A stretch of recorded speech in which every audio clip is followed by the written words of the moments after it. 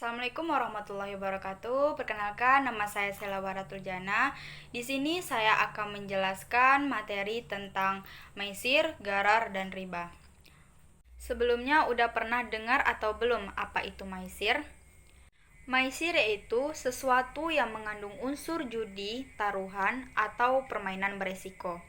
Ciri-ciri maisir adalah suatu pihak jika menang bisa untung sekali dan jika kalah bisa rugi sekali dengan tanpa dasar yang logis.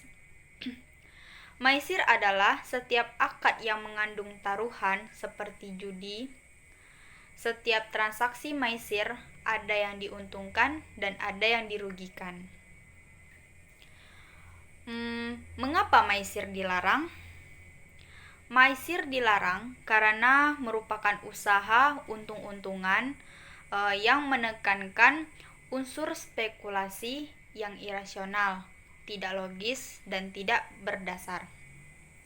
Dalil larangan maisir terdapat di dalam Quran surat Al-Maidah ayat 90 yang menggambarkan maisir sebagai judi dan mengundi nasib dengan anak panah.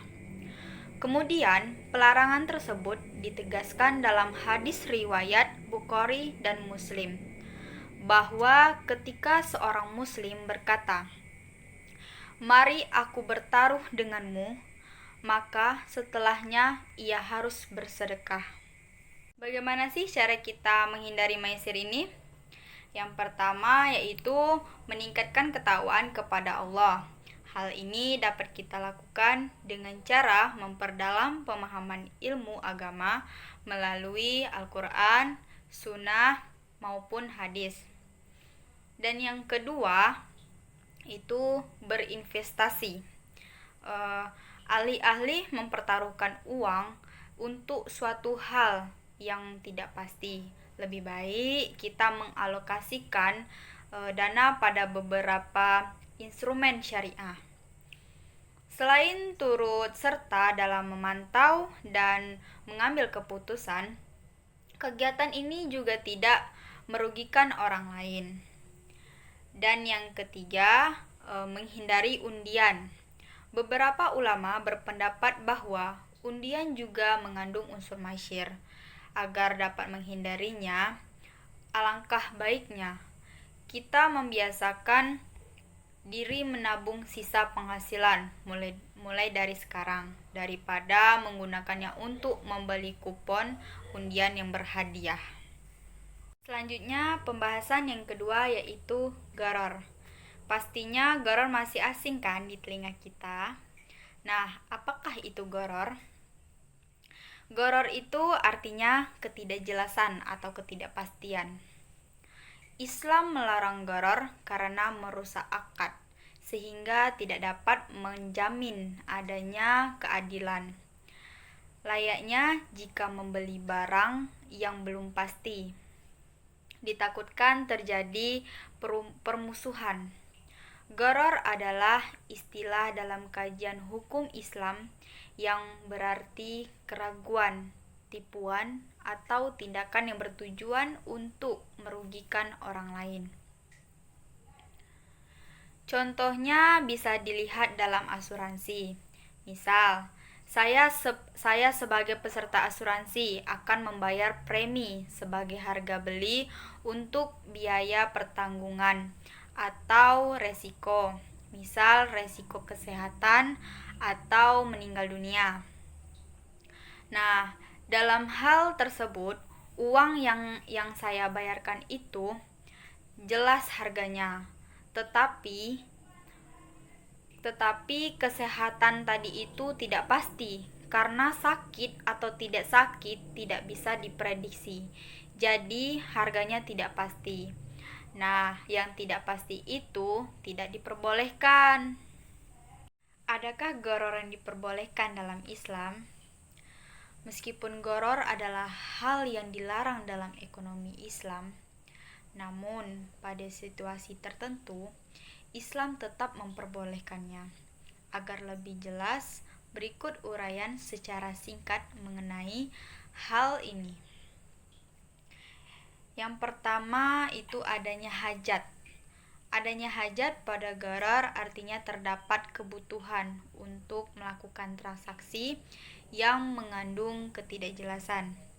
Karena suatu hal sangat penting, contohnya adalah iuran jaminan kesehatan. Meskipun belum pasti membayar iuran akan sakit, namun hajat ini merupakan kebutuhan penting di kemudian hari. Dan yang kedua, gharar dalam jumlah sedikit tetap diperbolehkan. Penentu kadar atau sedikit ini terletak pada pemakluman para pihak. Contohnya, gharar adalah ketika Anda naik angkutan umum. Biasanya ongkos baru diketahui ketika sudah sampai tujuan.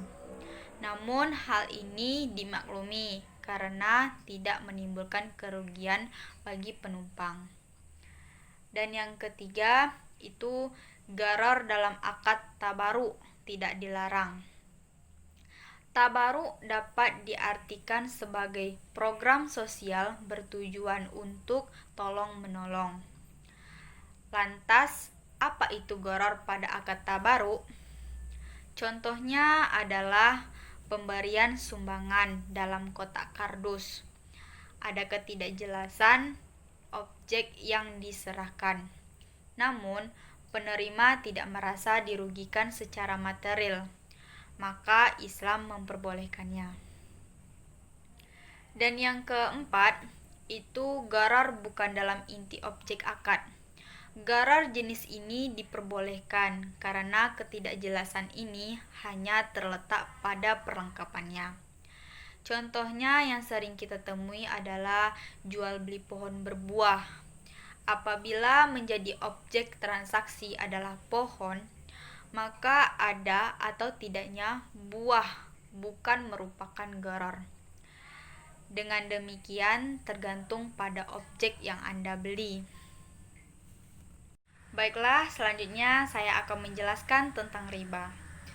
Tentunya kalian tidak asing lagi dong apa itu riba. Riba adalah pengambilan tambahan dari harta pokok atau modal secara zalim. Kenapa dikatakan zalim? Dikatakan zalim karena pemilik dana mewajibkan peminjam untuk membayar lebih dari yang dipinjam tanpa memperhatikan apakah peminjam mendapatkan keuntungan atau mengalami kerugian. Riba yaitu penetapan bunga atau melebihkan jumlah pinjaman saat pengembalian berdasarkan persentase tertentu dari jumlah pinjaman pokok yang dibebankan kepada peminjam. Riba secara bahasa bermakna ziyadah atau tambahan.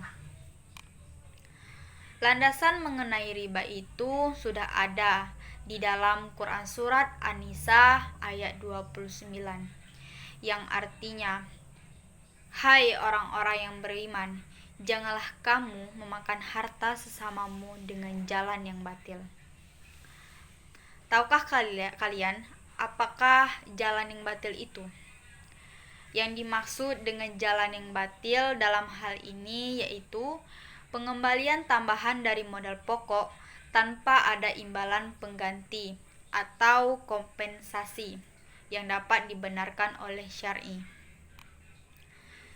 Jadi dapat kita simpulkan dari ketiga materi tadi, yang pertama itu maisir. Maisir itu perjudian atau bisa dikatakan dengan mengundi nasib dengan anak panah. Dan yang kedua itu gharar. Gharar itu tindakan bermuamalah dengan ketidakjelasan atau ketidakpastian. Dan yang terakhir itu riba. Riba itu tambahan atas pinjaman pokok. Baiklah, itu saja penjelasan dari saya materi tentang maisir, gharar, dan riba. Jika ada yang ingin ditanyakan, boleh komentar di bawah ya. Jangan lupa like dan share video ini biar kita sama-sama belajar. Sekian dari saya, lebih dan kurang saya mohon maaf. Wabillahi taufik wa hidayah. Wassalamualaikum warahmatullahi wabarakatuh.